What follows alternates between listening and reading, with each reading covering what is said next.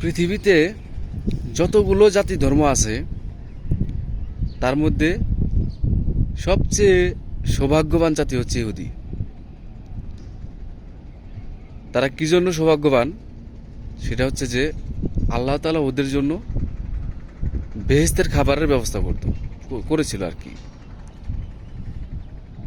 বেহেশত থেকে ওদের জন্য খাবার পাঠাইতো। তো যখন খাবার আসতো, এই সিস্টেম আল্লাহ পাক ওদেরকে দান করেছিল, তখন আল্লাহ পাক বলছিল যে তোমরা খাবার জমায়ো না, তোমাদের যখন প্রয়োজন, সময় যখন হবে, তখন আপনা আপনি খাবার তোমাদের সামনে চলে আসবে। তো ওরা আল্লাহ তাআলার এই কথা বিশ্বাস করে নাই। ওরা কি করতো? খাবার জমাইতো।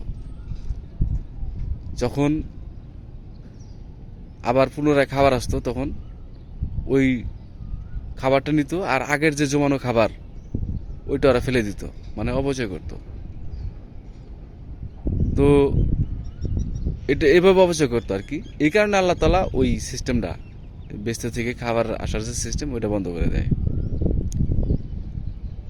তো ওরা আসলে সৌভাগ্যবান জাতি যে ওরা বেহেশতের খাবার খাইছে, আর কোনো জাতি এই এই খাবার খায় নাই আর কি।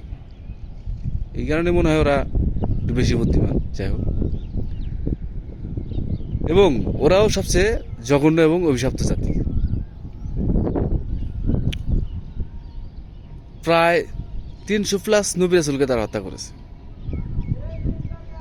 ভাবেন, দেখেন কতটা জঘন্য এই জাতি। ঈসা আলাইহিস সালামকে হত্যা করার চেষ্টা করেছিল। আল্লাহ ঈসা আলাইহিস সালামকে তুলে নিছে। আমাদের নবী করিম সাল্লাল্লাহু আলাইহি সাল্লামকেও হত্যা করার চেষ্টা করছিল। এরা হচ্ছে এরকম জঘন্য একটা জাতি। এখন আবার এই যে দাজ্জাল, মানে ওদের প্রধান মসি হচ্ছে দাজ্জাল। দাজ্জালের জন্য অপেক্ষা করতেছে। মানে মেইন কথা হচ্ছে ওরা পৃথিবী শাসন করবে, এটা হচ্ছে ওদের স্বপ্ন। যেভাবে হোক ওরা এটা করবে আর কি, ওদের ওদের চাওয়া আর কি। এই কারণে ওরা শয়তানের পূজা করে। ইলুমিনাতি, এটাকে বলা হয় ইলুমিনাতি। এগুলো পূজা করে ওদের বিভিন্ন মন্দিরে।